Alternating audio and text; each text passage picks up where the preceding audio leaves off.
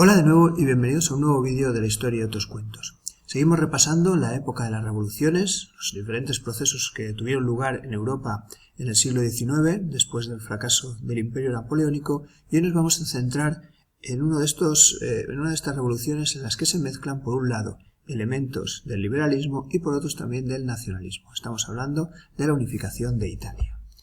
Debemos recordar que la situación de Italia en 1815, es decir, después de la retirada de las tropas napoleónicas, es la que decidió la Santa Alianza. Y el resultado es un mosaico de territorios de muy desigual tamaño. Tenemos algunos reinos bastante grandes, como por ejemplo el Piamonte, Cerdeña en el norte, o el reino de las dos Sicilias en el sur.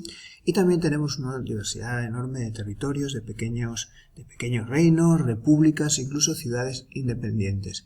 También debemos hablar de una diversidad de gobiernos y de formas de gobierno. Teníamos desde monarquías constitucionales como la de Piamonte, reinos absolutistas como el de las dos Sicilias en manos de los Borbones, incluso una teocracia en manos del papado, que no solo era el representante de la Iglesia, no solo era un líder espiritual, sino que también cumplía las funciones de líder político con un gobierno absoluto en los territorios del centro de Italia, en torno a Roma. A esto hay que añadir que algunos de los territorios no solo no estaban unidos, sino que quedaban bajo el control de otras potencias, como por ejemplo el Imperio Austriaco.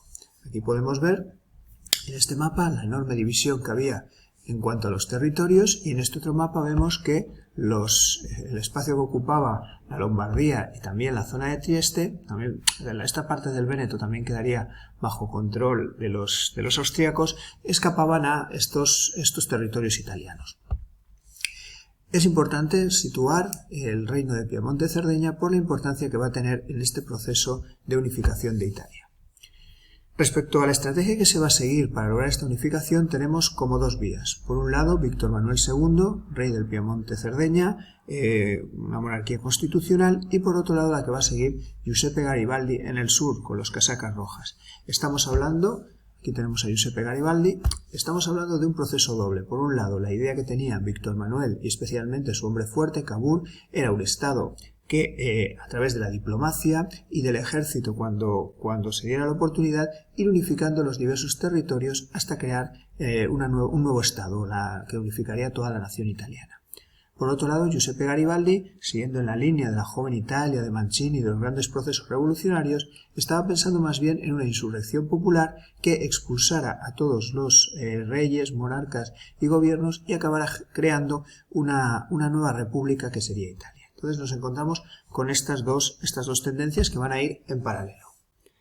Respecto a Víctor Manuel II, lo que va a intentar en todo momento es buscar un enfrentamiento con Austria, que veía como la potencia que podía impedir esta unificación, pero no un enfrentamiento de Piamonte solo contra Austria, porque veía imposible una victoria. Así que lo que va a buscar siempre es, cuando Austria tenga algún problema con otra potencia, apoyar a esta otra potencia para sacar algún resultado positivo.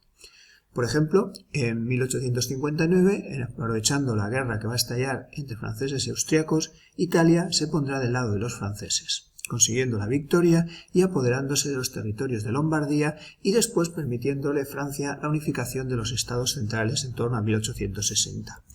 Quedaría, por lo tanto, toda esta zona que ven por aquí, toda esta zona unificada bajo el control de Víctor Manuel.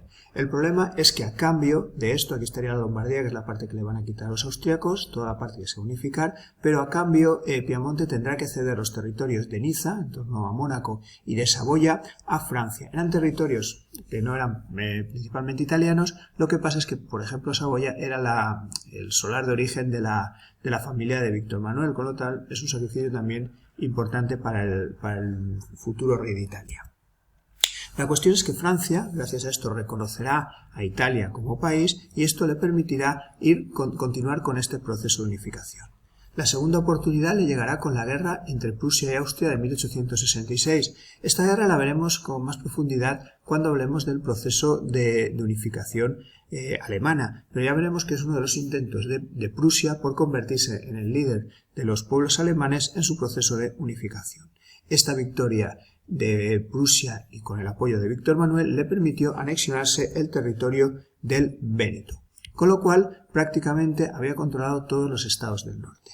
A esto tenemos que sumar las campañas de Garibaldi, que, también partiendo del Piamonte, consiguió que el reino de las dos Sicilias se rebelara contra el poder de los Borbones y acabar expulsándolos. Aquí podemos ver, esta sería la campaña que realizó, sublevó a todo el reino de las dos Sicilias y posteriormente estos territorios se unificarían con los que había ido uniendo por el norte Víctor Manuel y Cavour. Al final nos encontramos con que prácticamente todo el territorio de lo que es la actual Italia quedaría bajo el control de Víctor Manuel II de este nuevo reino de Italia. Faltarían algunos territorios como el Tirol, como la zona de Trieste, que tardarán mucho, están bajo control austríaco y ya no va a haber oportunidad de momento para unificarlos hasta la Guerra Mundial. Y por otro lado quedaría el territorio de Roma.